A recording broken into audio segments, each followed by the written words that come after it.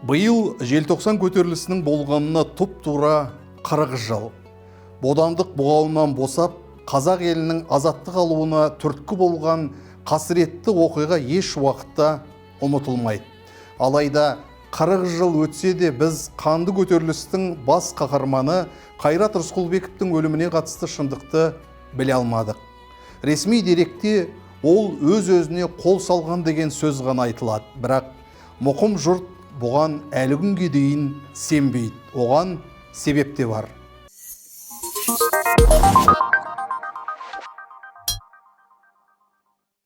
Қайрат Жамбыл тумасы 1966 жылдың наурызында дүниеге келген. Анасы сауыншы, ал әкесі бақташылық жұмыстарымен айналысқан. Барлығы оның бала күнінде бауырмал, шындықты тіліп айтатын тік мінезді көпшіл болғанын айтады. Кітапты көп оқитын, шешен жігіт еді дейді білетіндер. Қайрат мектеп бітірген соң Алматыға оқуға түседі. Ол студент атанған алғашқы жылақ желтоқсан көтерілісі басталды. Совет билігі 1986 жылы қазақты ұзақ жыл басқарған Дінмұхаммед Қонаевты бір-ақ күнде қызметтен алып тастады. Орнына Мәскеуден келген Геннадий Колбинді қонжита салды. Бұл шешім қазақ қоғамына ұнай қойған жоқ. Сол себепті жастар наразылық білдіріп, Алматыдағы орталық алаңға шықты. Бейбіт шеру өткізді, бірақ сол бейбіт шерудің соңы қанды қақтығысқа ұласты. Мұздай қаруланған жендеттер алаңға жиналған жастарды аяусыз сабады. Ит қосып, өрт сөндіргіш машиналарымен су шашып, жығылған мертіккен жандарды қала сыртына әкетіп жатты. Қазақ қыздарын шашынан сүйреп, айуандықпен тепкілеп, кейбіреулерін тіпті қаныпезерлікпен көк мұзға отырғызуға дейін барды. Міне осындай озбырлыққа шыдамаған қыз баласын қадірлеп өскен намысты жігіттер жендеттердің жексұрын әрекетіне шыдамай қарсы күш көрсетті. Солардың бел ортасында Қайрат та бар еді.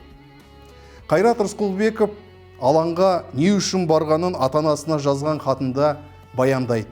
Үзіндісін оқып берейін. 18 желтоқсан 1986 жылы алаңға бардым. Көпшілікпен бірге. Барғанда да Қонаевтың күйін күйттеп барған жоқпын. Ол жерге барған себебім, бар мақсатым біріншіден ол жерде не болып, не істеп, не қойып жатқанын өз көзіммен көру болды.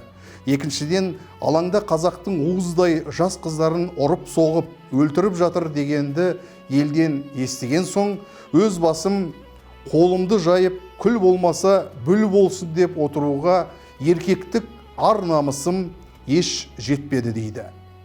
1987 жылы 1 қаңтарда милиция Қайратты куә деп бөлімшеге алып кеткен. Кейін оған телевидение қызметкері Сергей Савицкийді өлтірді деген айып тағылды.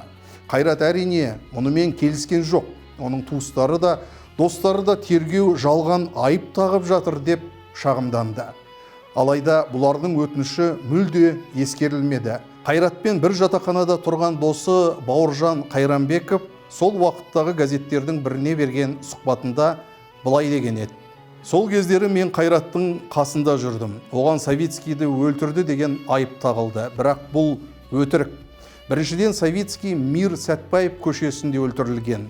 Ал Қайрат екеуміз ол уақытта Фурманов Сәтбаевта жүрдік.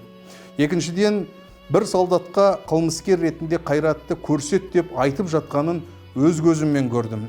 Бәрі алдын ала ойластырылған. Тергеу амалдары да, сот процесі де ұзаққа созылмады. Судья Қайратты айыпты деп танып, оған өлім жазасын кесті. Сот шешімі бойынша Қайрат өзінің жақтастарымен бірге Савицкийді өлтірген, 9 автокөлікті өртеген, 152 машинаны зақымдаған, 326 милиционер мен 196 солдатты жаралап, мемлекетке 302.644 рубль зиян келтірген. Егер Қайрат мұның барлығын бір күнде жасаған болса, фантастикалық фильмдердегі батырлардың өзі әдірәм қалары анық. Ақыл есі дұрыс адамның мұндайға сене қоюы екі талай. Сот шешіміне халықаралық ұйымдарда наразылық танытты. ақш, Польша, Венгрия, Чехословакия саясаткерлері, ақын жазушылары мен ғалымдары КСРО басшысы Михаил Горбачевқа үндеу хат жазып, қайратты атпауды талап етті. Тіпті Польшадағы ынтымақтастық оппозиция тобы Рысқұлбековтың құрметіне пошта маркасын жасап шығарды.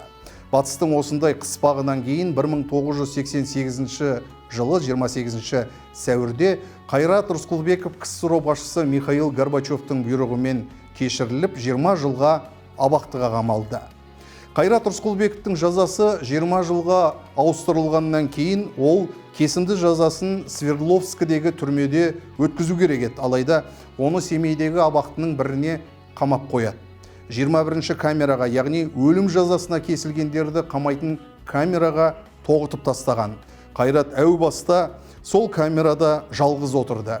Кейін цыган деген лақап атымен танылған қандықол қылмыскер Кузнецов пен шовинист Леонид Власенко дегенді қасына алып келеді. Көп ұзамай Қайрат қайтыс болды деген суыт хабар елге тарады.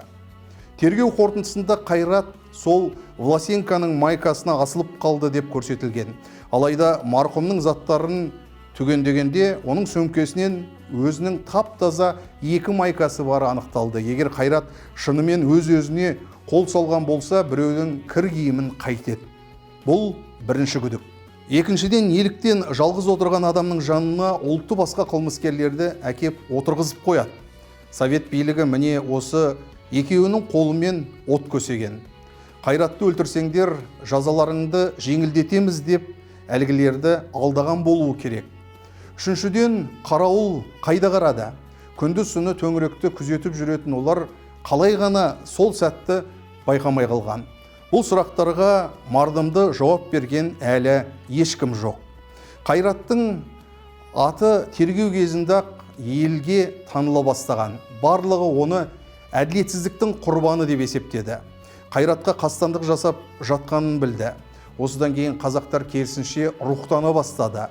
Ал советтік жүйе Қайратты өлтіріп тастасақ, қалғандары қорқып қалады. Сөйтіп бірден басылады деп ойласа керек. Содан кейін ол кездегі билік адамдарды оңды-солды қамап жатты. Заңды белшесінен басты. Егер Қайрат тірі қалса, оның ісін халықаралық ұйымдар сөзсіз зерттейтін еді. Сол кезде бар шындық бәлкім белгілі болар еді. Ал совет билігі мұны қалаған жоқ.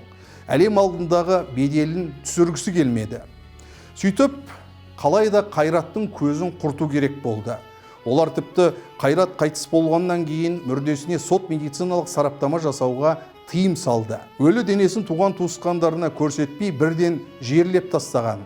Шамасы ұрып соғу белгілері бар болса керек. Соны жасыру үшін әдейі жылдам жерледі деген болжам бар. Тағы бір мәселе. Қайрат өлерден бұрын туыстарына хат жазыптымыз. Онда ол өмір сүруден шаршағанын айтыпты делінеді. Алайда ата-анасы ол хатты Қайраттың жазғанына күмән келтірген. Өйткені қолтаңбасы ұқсамайды. Сосын онда семейліктер жиі қолданатын диалект сөздер болған. Ал Қайрат, өздеріңіз білесіздер, Жамбылдың жігіті. Қайрат қайтыс болғаннан кейін арада 4 жыл өткенде Леонид Власенко Семейде шығатын «Иртыш» деген газеттің редакциясына хат жолдапты. Ол жерде ол Қайратты мен өлтірдім деп анық көрсеткен. Оқиғаның қалай болғанын бүге-шүгесіне дейін айтып беремін депті. Бірақ кейін Власенконың қайда кеткені белгісіз.